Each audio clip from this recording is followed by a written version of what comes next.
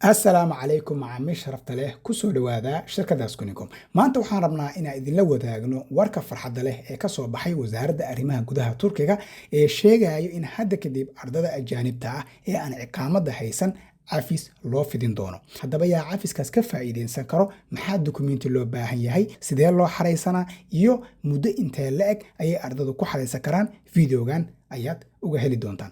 Laakiin inta aanan u gudbin faahfaahinta cafiska, waxaan rabaa inaan wax yar idin xasuusiyo sida cafiskan oo ku yimid. Sida aad la socotaan ama intiina badan aad wararka ka akhriseen, 15kii bishii November ee na soo dhaaftay, waxaa borotokool ama heshiis kala saxiixday wasaaradda arrimaha gudaha iyo wasaaradda waxbarashada iyo dabcan shirka waxaa looga hadlay dhibaatooyinka ardada ay kala kulmaan fiisaha, dhibaatooyinka ardada ay kala kulmaan ciqaamadda, iyo sidoo kale sidii kor loogu qaadi lahaa ardada ajaanibta ah ee imaanayso dalka Turkiga. Sida aad la socotaan, dalka Turkiga wuxuu ka mid yahay 10ka dal ee ugu badan ee ardada ajaanibtu ay wax ka bartaan. Waxyaabaha soo dedejiyey heshiiskan dabcan waxaa kow ka ah in sanadka 2023 oo noqday sanadkii ugu xumaa ee soo maro jaamacadaha Turkiga 10kii sano ee la soo dhaafay, sababtoo ah arday fara badan fiisihii waa ay soo waayeen. Sidoo kale waxaa soo batay ardada dalka Turkiga iskaga laabanayo ee wadamada kale aadayo maadaama ciqaamadii loo diiday ama ay dhibaatooyin kala kulmeen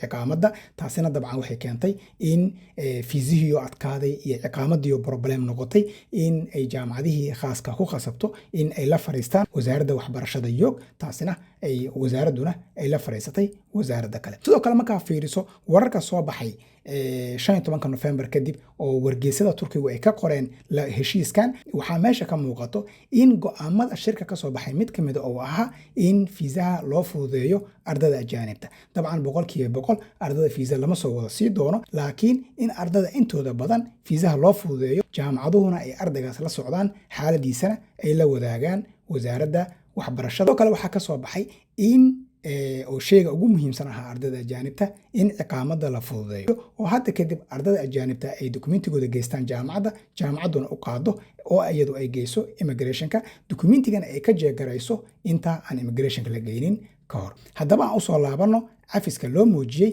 ardada ajaanibta ah ee aan ciqaamadda haysan. Heshiiska labada wasaarad ay galeen 15 November kadib waxaa warqad u soo diray dhammaan jaamacadaha wasaaradda waxbarashada dalka Turkiga.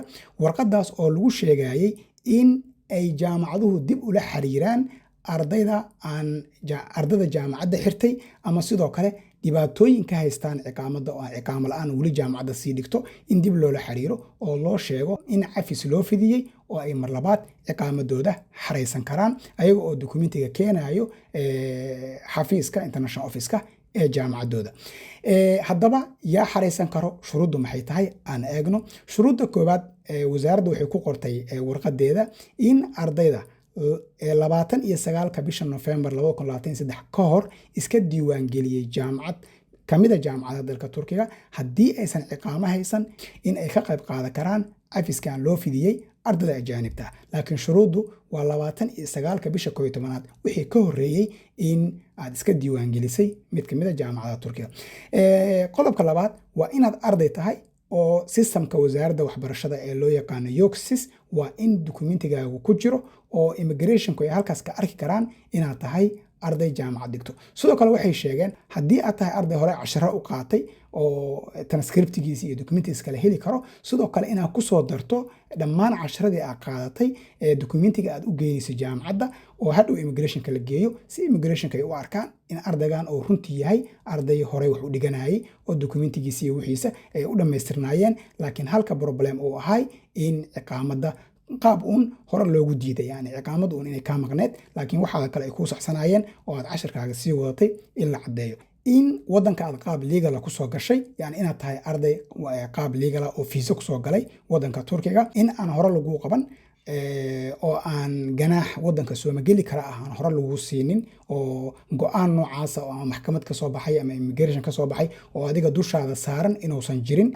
Laakiin kuma jiraan, yani la isku khaldin dadka inta tagay immigrationka la soo siiyay warqadda 10 maalin dalka uga bax ayagu kuma jiraan, ayagu ciqaamadooda waa ay xareysan karaan, wax problem male.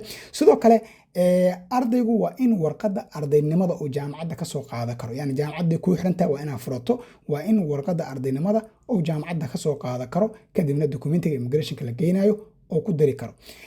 Muddada ugu dambeyso ee aad xareysan kartaan waa 31 bisha koowaad 2024. Yani muddadaas wixii ka dambeeyo ardadu kama qayb qaadan karaan cafiskan, oo waxaa ka qayb qaadan kara oo keliya ardayda 31 bisha January 2024 ka hor xareystay oo dukumentigooda oo dhammaystiran u geeyey jaamacadda.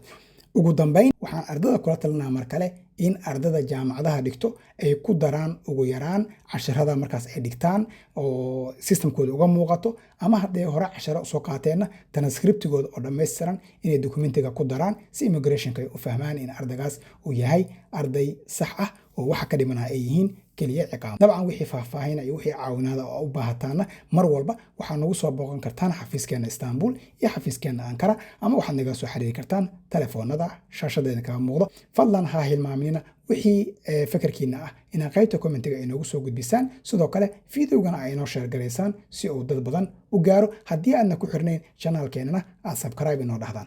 Waa mahadsantiin.